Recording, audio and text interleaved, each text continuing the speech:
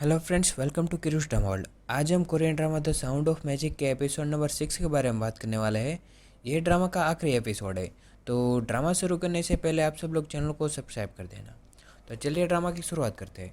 Drama के starting में police नदी के पास तलाश कर रहे थे। तभी वहाँ पर उसको शियो हान का आईडी कार्ड मिलती है। तो यहाँ से उन्होंने युंग की मोम को बुलाया और उनकी बेटी की मौत की खबर सुन के वह वहाँ पर रोने लगी। और तभी वहाँ पर हाना आती है और वह रियुल की कंप्लेन लिखवाती है। अब यहाँ पर स्कूल में हायुंग के टेबल पर फूल रखे होते हैं। तो नाइलडुंग और यूनाई वो दोनों उस फूल को ही देख रहे होते हैं। अब यूनाई स्कूल से पार्क जाती है। वहाँ अंदर जाते ही यूनाई ने सब कुछ बिखरा हुआ देखा। तभी वहाँ पर उसको नीचे एक डायरी मिलती है और वो उसको देखती है। तभी वहाँ पर बुक में एक तस्वीर होती है जहाँ पर लीवर खींचने के बाद नीचे एक रास्ता होता है। यूनाई वो लीवर खींचती है और तभी वहाँ पर नीचे से एक रास्ता निकलता है।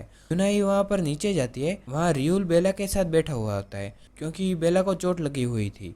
अब यूनाई रियुल से कहती है कि तुम्हें यहाँ से जल्दी छुपना होगा, पुलिस तुम्हें ढूंढने आ रही है। पर रियुल ने कहा कि मैं क्यों छुपूं, मैंने तो कुछ नहीं किया। तभी वहाँ पर यूनाई ने बेला को देखा और कहा कि हमें इसको लेकर हॉस्पिटल जाना होगा। पर रियुल ने उसको मना कर दिया क्योंकि बेला चाहती थी कि वो अपने आखिरी दिन रियुल के साथ बिताना चाहती थी। तभी वहाँ पर पुलिस आती है। रियुल ने यूनाई को कहा कि क्या तुम्हें भी मुझ पर भरोसा नहीं है। पर यूनाई ने उसको कहा कि मुझे तुम पर पूरा भरोसा है और दोनों ऊपर जाते हैं। तभी यहाँ पर पुलिस ने रियुल को अरेस्ट करते हुए कहा कि हमें आपसे इन्वेस्टिगेशन करनी है, तो आप हमारे साथ चलिए। नई ने उसको रोककर कहा कि मुझे तुम पर पूरा भरोसा है और मैं हमेशा तुम्हारे साथ हूँ। अब यहाँ से रियुल को ले जाया जाता है और बाद में एक ऑफिसर ने यूनाई को कहा कि तुम कैसे जानती हो। पर यूनाई ने उसको कुछ बताया नहीं और अब ऑफिसर रियुल के पास्ट के बारे में बताता है जहाँ पे रियुल ने 10 साल पहले ही स्कूल छोड़ दिया था और बाद में उसको मेंटल हॉस्पिटल डाल दिया गया। वहाँ पे एक केस में उसको अरेस्ट कर दिया पर वहाँ पर वो किसी भी तरह भाग गया। ये सुन के यूनाई को रियुल पर थोड़ा भरोसा कम हो गया था और अब वहाँ पर नाइल दुंग आता है और उसने रियुल के बारे में पूछा तो यूनाई ने कहा कि उसको पुलिस ले गई। तो ये सुनकर नाइल दुंग पूछता है कि तुम्हें रियुल के बारे में क्या लगता है, क्या वो अच्छा है या बुरा। पर यूनाई ने कहा कि मुझे नहीं पता। तभी यहाँ पर यूनाई को उस औरत के बारे में याद आता है जिसने उसको उसके पास नंबर मांगा था। तो यूनाई उसको फ़ोन करती है और उसको कैफ़े बुलाने को कहती है। वहाँ पर नाइल दुंग ने उसको पूछा कि आप रियुल को कैसे जानती हो। अब यहाँ पर वो औरत फ्लैशबैक में जाती है जब वहाँ पर वो रियुल के साथ स्कूल में थी और रियुल को वो पसंद करती थी। उसने रियुल को दूसरे के नाम से पूछकर उसको प्रपोज किया पर रियुल ने मना कर दिया। पर वहाँ पर वो दोनों दोस्त बन जाते हैं। अब नेक्स्ट ईयर में वो दोनों एक ही क्लास में आते हैं तो वो उससे बात करती है पर रियुल का स्वभाव कुछ बदल गया होता है और वो जवाब नहीं देता और काफ़ी टेंशन में रहता था। और एक बार यहाँ पर जब रियुल खड़ा होता है और अचानक ही गिर जाता है। पर वो गिरने के बाद जब उसको ट्रीटमेंट के लिए ले जाया जाता है वहाँ पर भी पढ़ाई कर रहा था। तो ये देखकर उसकी फ्रेंड काफ़ी घबरा जाती है और उसके हाथ से बुक छीन लेती है पर वो फिर भी पढ़ाई करने लगता है। अब यहाँ पर एक दिन रियुल कुछ ज़्यादा ही स्ट्रेस में था तो वह स्कूल की छत पर जाकर खड़ा हो गया और एक तितली को देखकर नीचे देखने लगा। तभी यहाँ पर उसकी फ्रेंड आती है और उसको रोकने लगती है पर वो तितली को पकड़ने जाता है और नीचे गिर जाता है। नेक्स्ट सीन में रियुल को इन्वेस्टिगेशन कर रहे थे तभी यहाँ पर रियुल को कहते हैं कि क्या तुमने इस लड़की को देखा है और क्या तुमने इसको मारा है। पर रियुल उसको मना कर देता है कि मैंने इसको ना ही कभी देखा है और ना ही इसको मैंने मारा है। ये बात उसको बार बार घुमा फिरा कर पूछ रहे थे पर रियुल ने अपना जवाब नहीं बदला। तो वो ऑफिसर थक कर उसको कहता है कि हम एक ब्रेक लेते हैं और वहाँ से बाहर चला जाता है। और वो ऑफिसर जैसे ही बाहर जाता है और रियुल गायब हो जाता है।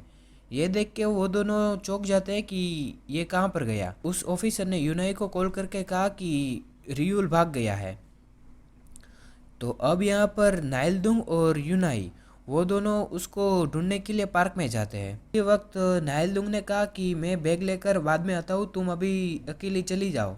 तो वहाँ से नाइलदुंग स्कूल जाता है और यूनाई पार्क जाती है जहाँ पुलिस रियुल के सामने गन लेकर खड़े होते हैं। तो यूनाई ने उनको रोकते हुए कहा कि मुझे सिर्फ उससे एक बार बात करनी है। यूनाई रियुल से उसके मन में बात करने लगी और रियुल ये सारी बातें सुन रहा था। यहाँ यूनाई उससे कहती है कि मुझे तुम पर पूरा भरोसा है ये सुन के वह खुश हो जाता है और तभी उस कमरे के अंदर स्नो गिरने लगती है। ये देखकर पुलिस को पता नहीं चलता कि हम अंदर है फिर भी स्नो कैसे गिर रही है। अब नाइलदुंग जब स्कूल बैग लेकर वापस जा रहा था तभी वहाँ पर दो लड़के जो यूनाई के बारे में बुरा बोल रहे थे। ये सुनकर नाइलदुंग को गुस्सा आता है और उनको मारने लगता है। पर यहाँ पर नाइलदुंग को काफ़ी चोट लगती है और वो दोनों वहाँ से चले जाता है। मैं उसने खिड़की के बाहर स्नो देखी और यहाँ पर सीन चेंज हो जाता है। पर यहाँ रियूल और यूनाई पास्ट में जाता है जहाँ रियूल यूनाई की मदद करता है। जब रियूल हॉस्पिटल में था तब वहाँ पर एक बार वह पार्क में जाता है जो उस हॉस्पिटल के सामने होता है। वहाँ पर रियूल ने यूनाई को देखा जो उसकी मोम का इंतज़ार कर रही थी।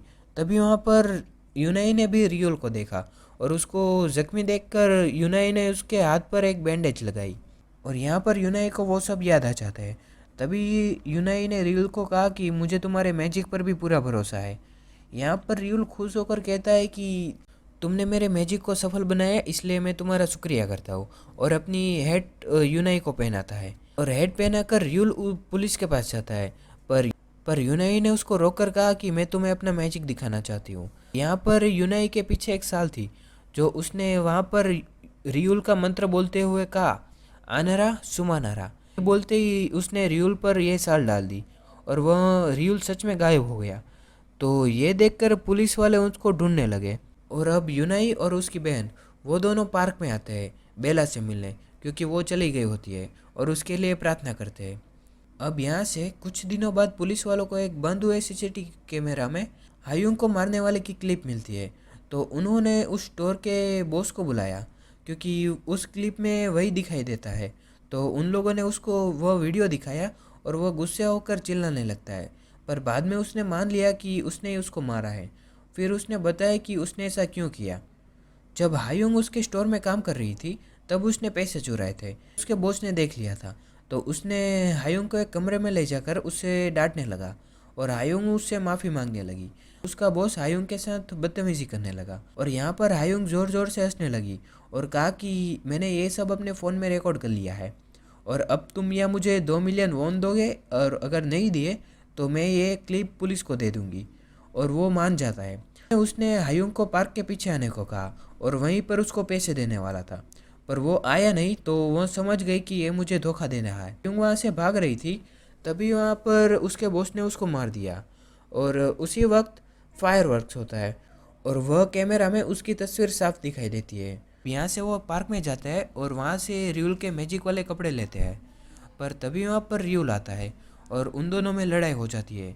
और ये क्लिप जब लड़ाई हो रही थी तभी वहाँ पर हाना ने वो कैमरा लगाया होता है और हाना को लगा कि इसने इस आदमी को मार दिया और उसने ये भी बताया कि वो बारिश वाली रात में उसने ही बूढ़ी औरत को डराया था और उसको पता था कि ये मैजिशियन सबको दिखाने से पहले बोलता है कि do you believe in magic. तो मैंने इसका इस्तेमाल करके उसको डराया और आपको यकीन दिलाया कि ये रियूल ही है। पुलिस वालों उसको अरेस्ट कर लेते हैं और बाद में यूनाई को बुलाते हैं और उसको उस बॉस के बारे में पूछते हैं कि उसने भी तुम्हारे साथ बदतमीजी की थी और क्या तुम उसकी रिपोर्ट लिखवाना चाहोगी। तो यूनाई ने उसको रिपोर्ट लिखवाने के लिए हाँ कर दी। बाद में पुलिस वाले उसको पूछते हैं कि तुम 11 मार्च को कहाँ पर थी, तुम्हें याद है। तो उसको ठीक से याद नहीं था। बाद में उसने अपने फ़ोन में देखा तो उसको याद आया कि उसी दिन रियूल ने उसको पूरे पार्क में फायरवर्क दिखाया था। तो वो तितली जो रियूल के साथ होती है वो उसी सीसीटीवी कैमरे पर बैठ गई और वो कैमरा शुरू हो गया। हर रोज़ यूनाई वो पार्क में आती है और ऐसे ही कई साल बीत गए। बाद में यूनाई बड़ी हो गई। अब हर दिन की तरह यूनाई फिर से उस पार्क में जाती है और रियूल और बेला को याद करती है। वहाँ से वो अपने जॉब में जाती है और वहाँ पे एक होटल में वो एक मैजिशियन की जॉब करती है जहाँ पर वो छोटे बच्चों को खुश करती है और उसको मैजिक दिखाती है। यहाँ पर ही ड्रामा का हैप्पी एंडिंग हो जाता है। यहाँ पे रियूल कहाँ गायब हो जाता है ये किसी को पता नहीं चलता। तो आपको ये ड्रामा कैसा लगा ये हमें कमेंट में ज़रूर बताइए और नए नए ड्रामा देखने के लिए चैनल को सब्सक्राइब कर देना।